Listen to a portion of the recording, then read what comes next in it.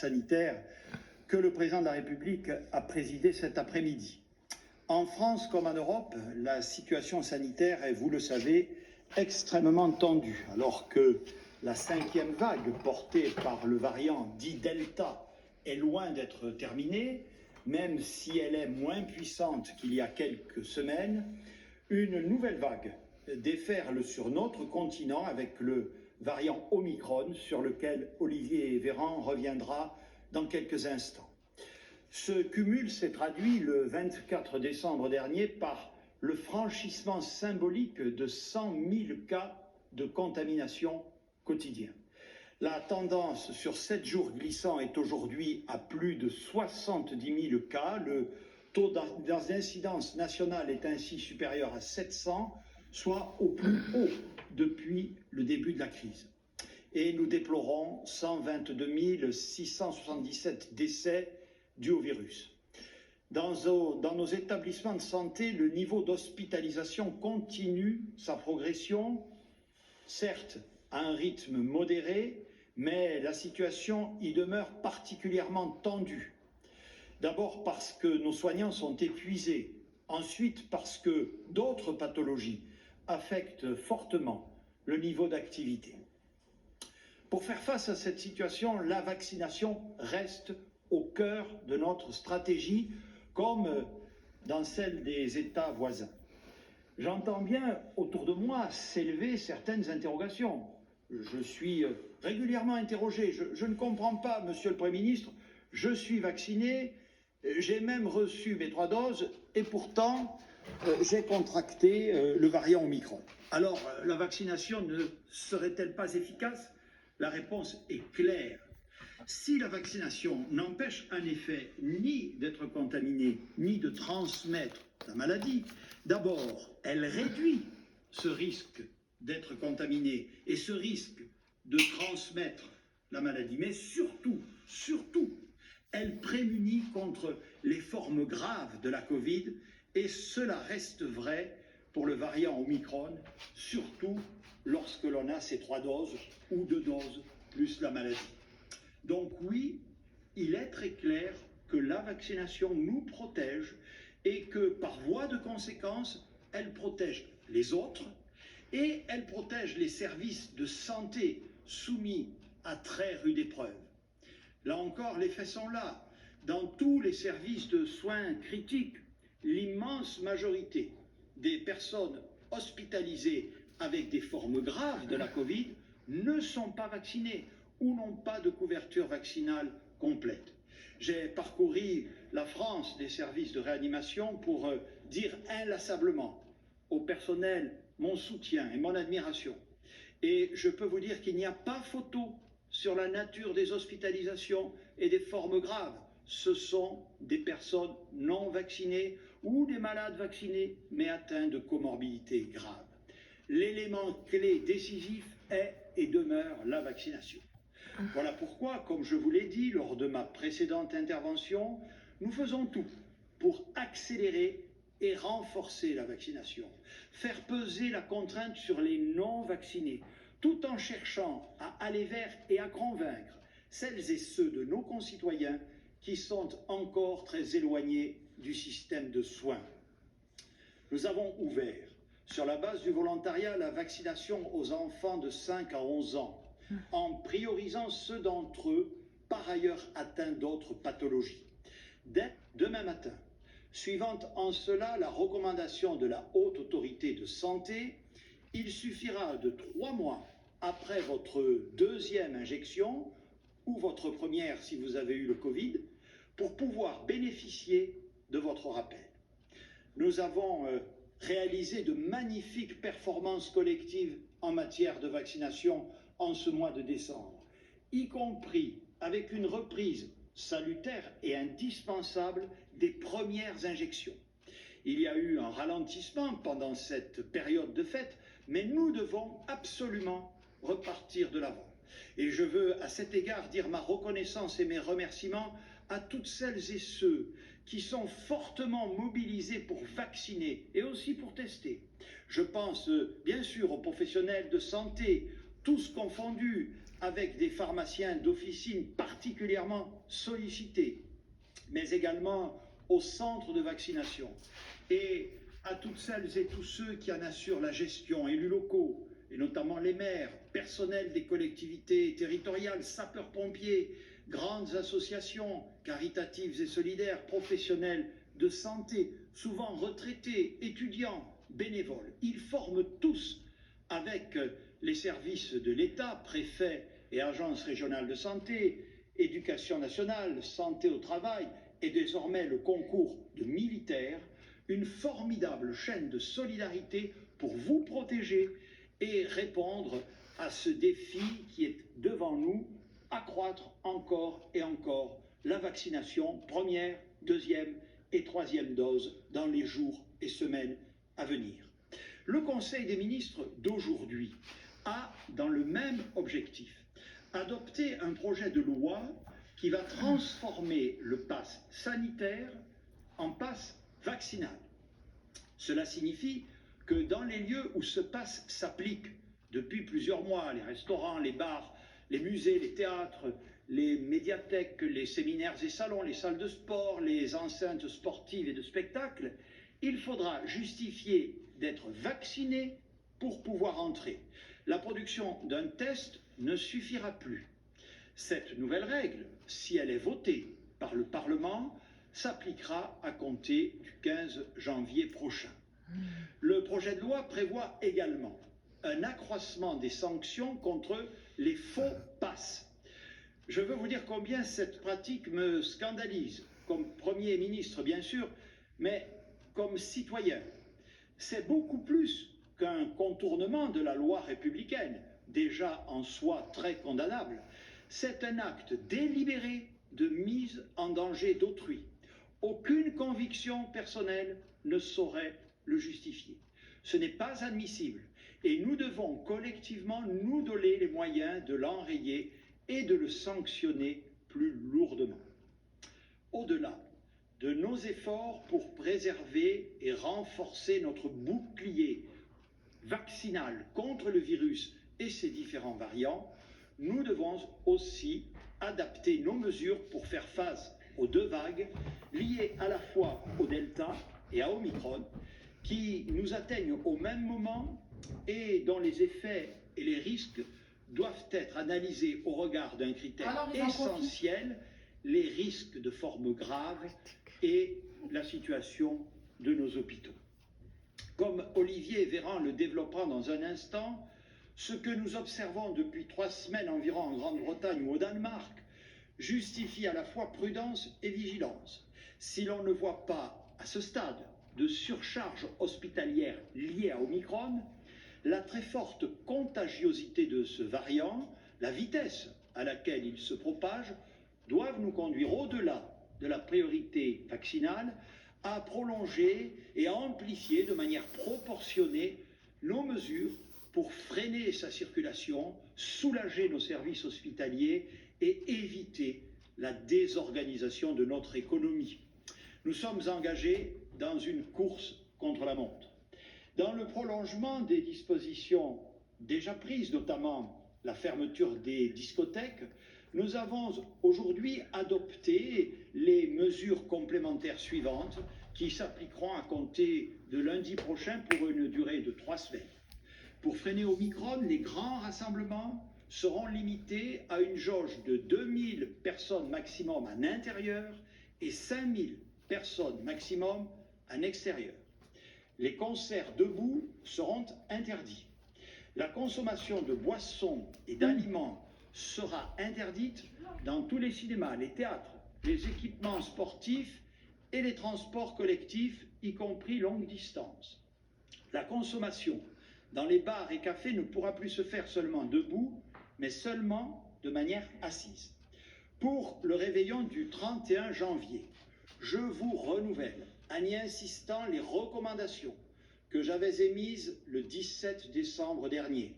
Limitons les grandes fêtes et les grands dîners, portons le masque, aérons les pièces, respectons les gestes barrières, testons-nous, toutes mesures de bon sens qui font confiance à notre sens des responsabilités. Toutes les cérémonies de vœux prévues en janvier seront par ailleurs annulées. À compter de la rentrée, et pour une durée de 3 semaines, le recours au télétravail sera rendu obligatoire, je dis bien obligatoire, dans toutes les entreprises et pour tous les salariés pour lesquels il est possible, à raison de 3 jours minimum par semaine et, si possible, 4 jours quand cela est possible. Elisabeth Borne, la ministre chargée du Travail, mènera demain une concertation avec les partenaires sociaux.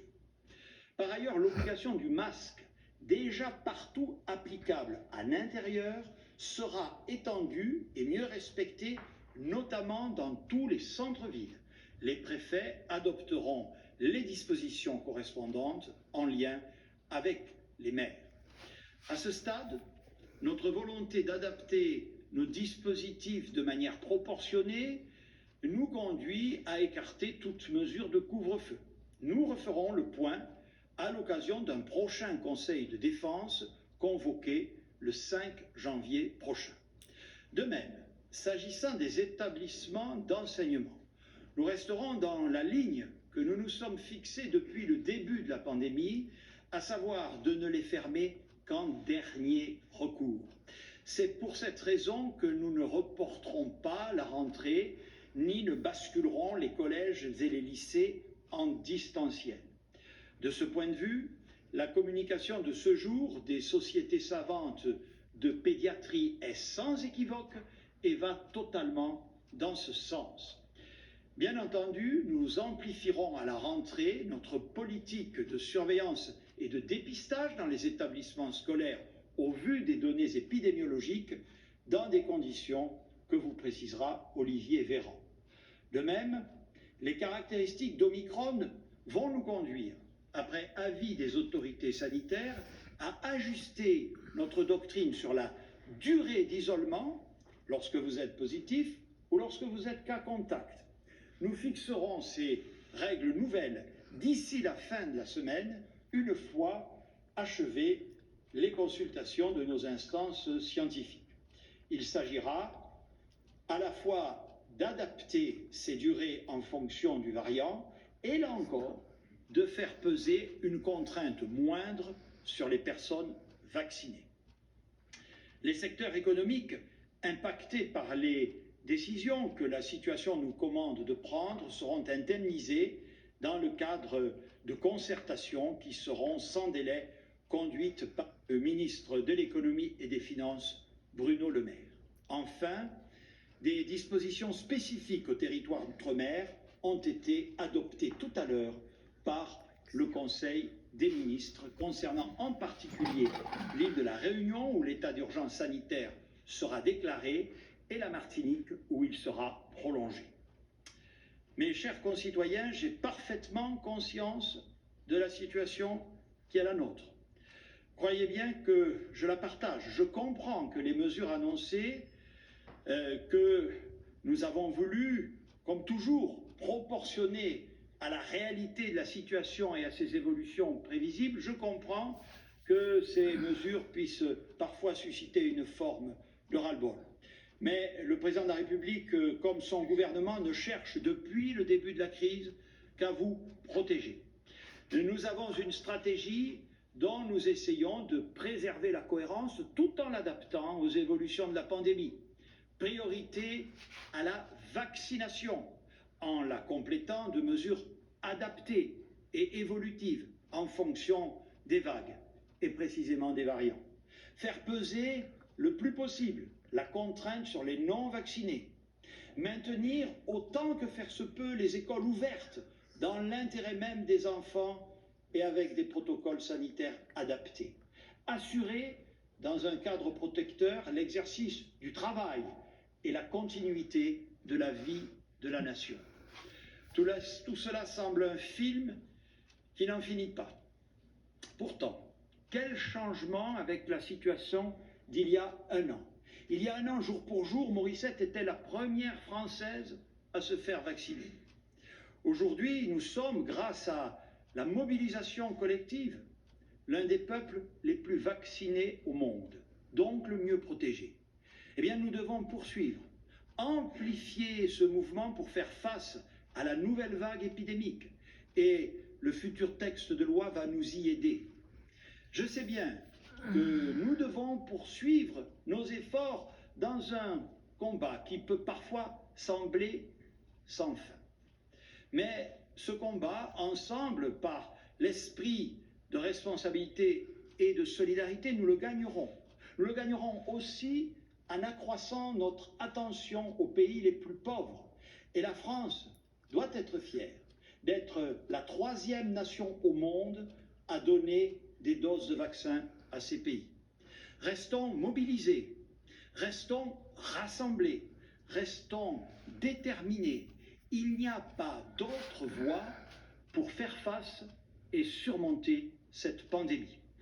Monsieur le ministre des Solidarités et de la Santé.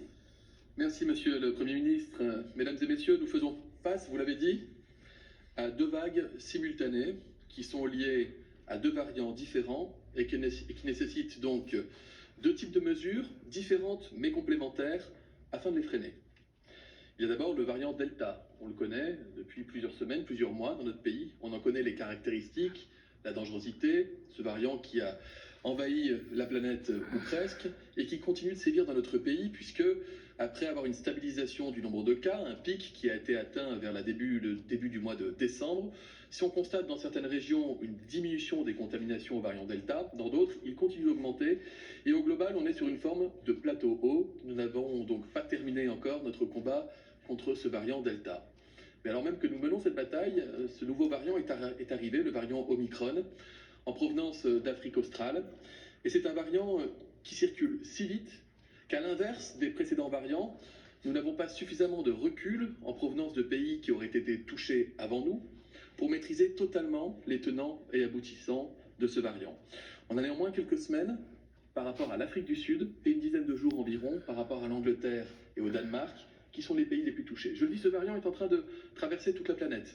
L'Espagne, l'Italie, qui avaient été relativement épargnés par le variant Delta, connaissent aujourd'hui des pics épidémiques, en tout cas des montées épidémiques qui ne sont pas au pic, qui dépassent tout ce qu'ils ont connu depuis le début de la pandémie. Alors, à l'heure actuelle, quelles sont nos certitudes concernant ce variant Omicron? D'abord, on sait qu'Omicron est beaucoup plus contagieux que les variants précédents, et notamment que le variant Delta. Au moins 3 fois plus contagieux. Le temps de doublement, c'est-à-dire le nombre de malades contaminés, double tous les 2 jours. C'était tous les 12 à 15 jours avec le variant Delta. C'est pour ça que, si vous regardez la courbe, si vous êtes attentif, on passe de 10 000 à 100 000 cas par jour en l'espace de quelques jours, et tout laisse à penser que ça va continuer à monter, que nous pourrions atteindre, nous disent certains modélisateurs, plus de 250 000 cas par jour d'ici au début du mois de janvier, ce qui est hors proportion par rapport à ce que nous avons connu depuis le début de la pandémie. Deuxième constat, Omicron a cette capacité à recontaminer des personnes qui ont déjà attrapé le Covid, et même des personnes qui ont eu des formes symptomatiques, voire des formes symptomatiques sévères du Covid. Cette proportion à recontaminer change aussi la donne. On peut donc retomber malade si on attrape le Omicron. Troisième constat, Omicron est moins sensible au vaccin que le variant Delta, mais, c'est une bonne nouvelle, la 3e dose, quand on est à jour de son rappel, fait immédiatement remonter le niveau de protection au-dessus de 90%, même bien au-dessus de 90%, face au risque de formes graves. Les personnes à risque restent donc les personnes non vaccinées, les personnes vaccinées mais qui sont très fragiles parce qu'elles sont très âgées ou parce qu'elles souffrent d'immunodépression, et puis les personnes qui ont un schéma vaccinal qui n'est pas complet, c'est-à-dire les personnes qui ont eu 2 doses mais pas encore leur 3e. C'est d'ailleurs le sens de l'annonce que vous venez de faire et qui reprend la proposition de la Haute Autorité de Santé de dire on n'attend pas 4 ou 5 mois pour faire son rappel, dès 3 mois après la dernière injection ou après la dernière infection, on peut recevoir cette 3e dose. Une vaccination complète éloigne le risque de forme grave, éloigne le risque de réanimation, même si vous deviez contracter le virus.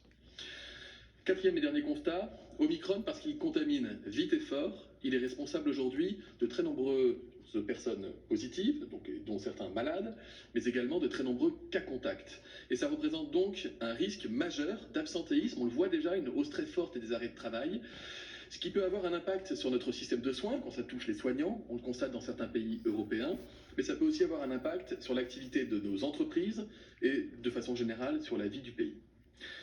Si nous avons des certitudes, nous avons encore des incertitudes.